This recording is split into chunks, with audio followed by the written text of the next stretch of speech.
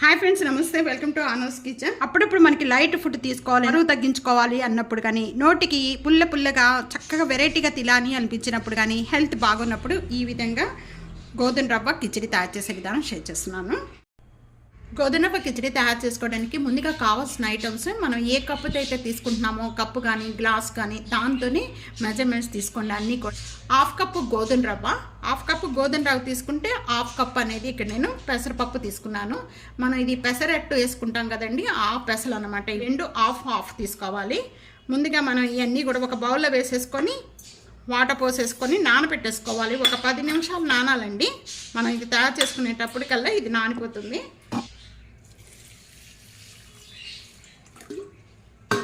ఇక్కడ 10 నిమిషాలు మొత్తం కూడా నానబెట్టేసుకోవాలి. ఈ విధంగా వీటికి కావాల్సిన ఐటమ్స్ బట్టి ఒక హాఫ్ ఉల్లిపాయ, ఒక టమాటా, క్యారెట్, 1 మిర్చి, చిలకడ దుంపలు ఉన్నాయి కాబట్టి నేను చిలకడ దుంపలు వేస్తున్నానండి. మీ దగ్గర ఇవి లేకపోయినా కూడా బంగాళదుంప కూడా వేసుకోవచ్చు. మీ దగ్గర ఏ కూరగాయలు ఉంటే ఆ కూరగాయలు వేసుకోవచ్చు. వీటిల్లో వెల్లుల్లిపాయ రెబ్బలు, కొద్దిగా కరివేపాకు, కొత్తిమీర. ఈ గోధుమ రవ్వ కిచిడి తయారు చేసుకోవడానికి ముందుగా ఇక్కడ నేను కుక్కర్ తీసుకున్నానండి. నేను 1 టేబుల్ స్పూన్ నెయ్యి యాడ్ చేస్తున్నాను. నెయ్యి కూడా ఎక్కువగా పట్టదండి, చాలా తక్కువగా పడుతుంది నెయ్యి కూడా. నెయ్యి అంతా కూడా బాగా మెల్ట్ అయిపోయింది. మెల్ట్ అయిపోయిన వెంటనే కూడా ఇక్కడ నేను ఒక హాఫ్ టేబుల్ స్పూను జీరా యాడ్ చేస్తున్నాను.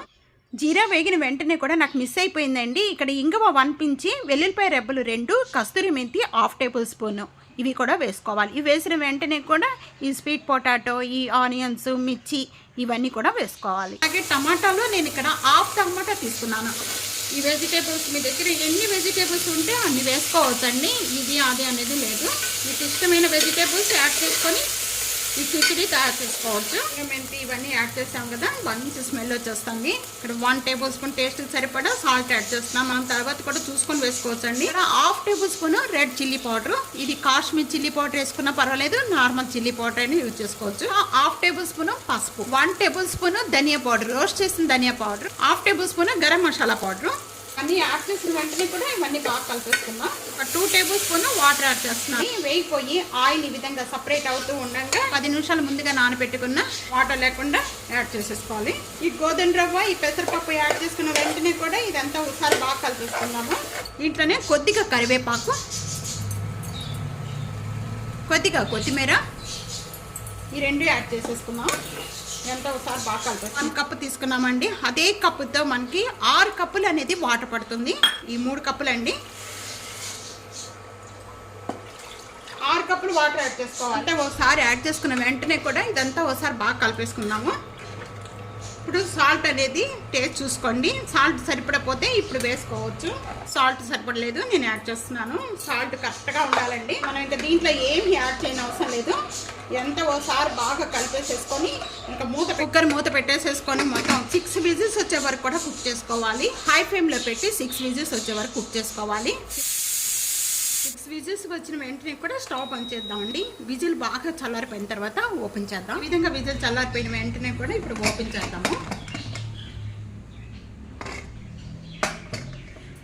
ఈ విధంగా బాగా మెత్తగా అయిపోతుందండి 6 విజిల్స్కి. ఇదంతా కూడా ఒకసారి మొత్తం బాగా కలుపుకుందాము. విధంగా ఉండాలి కిచిడి అనేది.